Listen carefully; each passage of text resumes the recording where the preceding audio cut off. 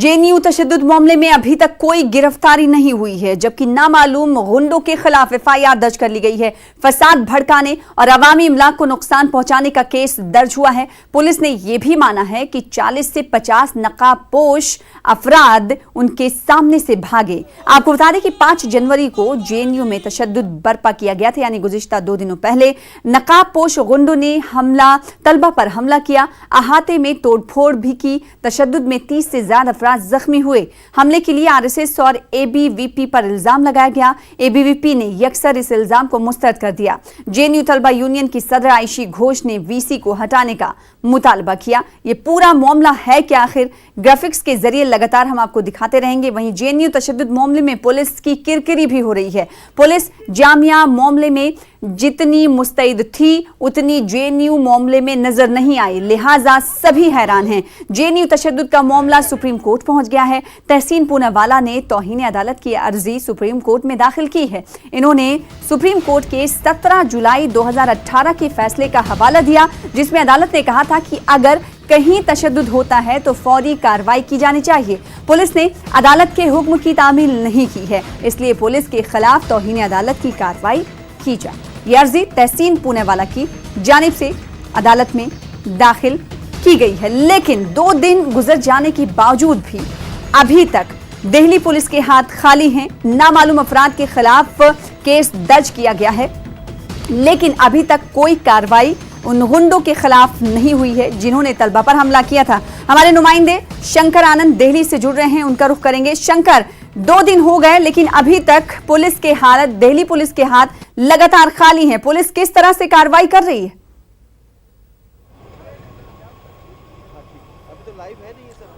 देखिए, निश्चित तौर पर सना 2 दिन हो चुके हैं, लेकिन अभी तक इस मामले में कोई किसी को डिटेन किया गया है, ना ही किसी की अरेस्टिंग हुई है। हालांकि जो डिटेन करने की बात है, परसों रात में 4 लोगों को डिटेन करने की बात आई थी, लेकिन थोड़ी देर पूछताछ होने के बाद उसे छोड़ दिया गया था। और अब इस मामले में दिल्ली पुलिस की क्राइम ब्रांच जो है इस मामले की तफ्तीश कर रही है। इस मामले में दिल्ली पुलिस के द्वारा इस बात की जानकारी मिली है कि क्राइम ब्रांच की टीम जल्द ही कुछ अहम लोगों के लिए बाकायदा एक अपील जारी कर सकती है। अपील ऐसा होगा कि एक पोस्टर्स होंगे और पोस्टर्स में बाकायदा इन्फॉर्मेशन होगा कि अगर आपको जेएनयू से जुड़े मामले में अगर कोई जानकारी मिलती है, जो भी हंगामा हुआ था वो और हंगामा करने वालों से संबंधित अगर कोई जानकारी मिलती है, कोई मोबाइल वीडियो है या कोई स्टिल फोटोग्राफ है, कोई अगर ऐसी चीज़ें मिलती हैं तो आप क्राइम ब्रांच को बताइए। उसके बाद क्राइम ब्रांच उस मामले पर आगे की कार्रवाई करेगी। तो फिलहाल अभी इस मामले में अभी दिल्ली पुलिस के हाथ खाली है। दिल्ली पुलिस क्या आज भी दिल्ली पुलिस की क्राइम ब्रांच की टीम जेएनयू का रुख करने वाली है? शंकर आनंद, निश्चित तौर पर देखिए, इस वक्त मैं आपको दिखाना चाहूँगा कि पीछे यहाँ पर काफ़ी संख्या में जो पुलिस के जवान जो है बाकायदा यहाँ पे पहुँच चुके हैं, लेकिन अभी क्राइम ब्रांच की टीम यहाँ पे पहुँची नहीं है। और कल देर शाम तक यहाँ पर क्राइम ब्रांच की टीम यहाँ पर मौजूद थी, तो हो सकता है थोड़ी देर के बाद यहाँ पर क्राइम ब्रांच की टीम भी आ सकती है और आगे जो तफ्तीश का जो काम है वो कर सकती है। हालांकि तफ्तीश में अभी थोड़ा सा विलम्ब इसलिए हो रहा है क्योंकि अंदर में जिस तरह से छात्रों का जो एक संगठन है, जिस तरह से बाकायदा उसको समझाना, उसको इन्वेस्टिगेशन के लिए तैयार करना थोड़ा सा मुश्किल शुरुआती तौर पे होगा। जब ये मामले शांत होंगे, जब उसके बाद ही पुलिस की टीम अंदर जा कर के बाकायदा इस मामले में इन्वेस्टिगेशन कर सकती है।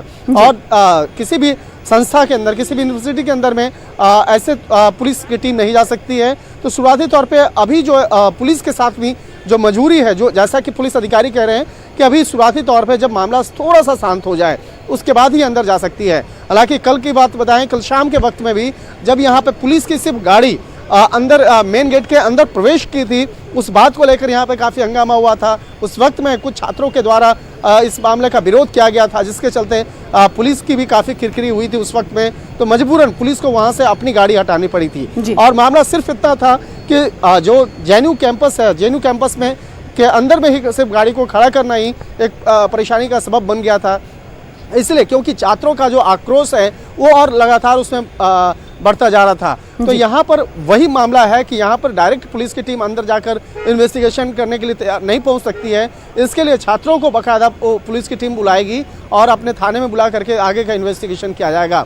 लेकिन जो सीसीटीवी फुटेज की अगर बात करें और मोबाइल फुटेज की अगर बात करें तो अब तक लगभग 100 से ज़्यादा जो मोबाइल क्लिप्स हैं और स्टिल फोटोग्राफ्स, वीडियो, सीसीटीवी के फुटेज वो बरामद हो चुके हैं, जिसको खंगालने का काम चल रहा है और उसको जांचने का काम चल रहा है कि किस तरह से इस मामले की इन्वेस्टिगेशन। आपने शंकर आनंद, आपने कहा कि कई ऐसी चीजें हैं जिसे खंगालने का काम जारी है, जिस हेल्प ले रही है सीसीटीवी फुटेज की भी पुलिस, वहीं मोबाइल से जो क्लिपिंग की गई, फोटो जो लिए गए, उसकी भी मदद ले रही है, उसे खंगालने की कोशिश की जा रही है और नतीजे तक पहुंचने की कोशिश की जा रही है। क्या इस बीच पुलिस के हाथ कोई अहम शवाहिद लगे?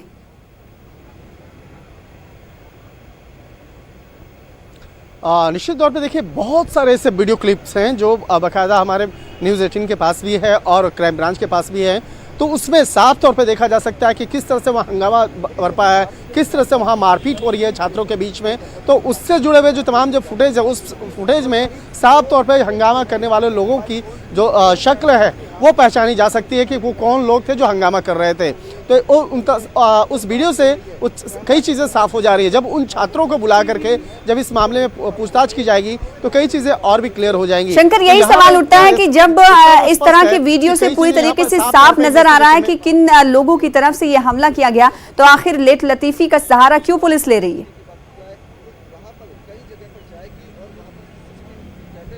निश्चित तौर पे यही सवाल है। यही सवाल कल जब पुलिस से भी पूछा गया तो उनका कहना था कि हम इस मामले में इन्वेस्टिगेशन कर रहे हैं और इसके साथ ही दिल्ली पुलिस की जो साइबर सेल है, साइबर सेल भी इस मामले की तफ्तीश में जुटी है, क्योंकि कुछ व्हाट्सएप ग्रुप के भी बारे में जानकारी मिली है, जिस व्हाट्सएप ग्रुप में बाकायदा ऐसे जो प्रोवोक करने वाले, जो एक लोगों का गुस्सा भड़काने वाली जो शब्द हैं उसका प्रयोग किया गया था और उससे जुड़े हुए जो कुछ जो स्नैपशॉट्स जो हैं बाकायदा वो दिल्ली पुलिस को मिले हैं, जिसको वो खंगालने में जुड़ी है कि जिस तरह से जिसका कॉन्टैक्ट नंबर है, उसका नाम क्या है, उससे जुड़े हुए वो किस तरह से पूरा ये जो मामला है, जो हंगामा है, उसको भड़काने में किस तरह से वो व्हाट्सएप ग्रुप का एक सहारा लिया गया, इस मामले की जानकारी मिल चुकी है। इसके साथ ही इतना स्पष्ट था कि जो हंगामा था पहले से सुनियोजित था, यानी कि पहले से प्री प्लान था, उसके बाद यह हंगामा किया गया।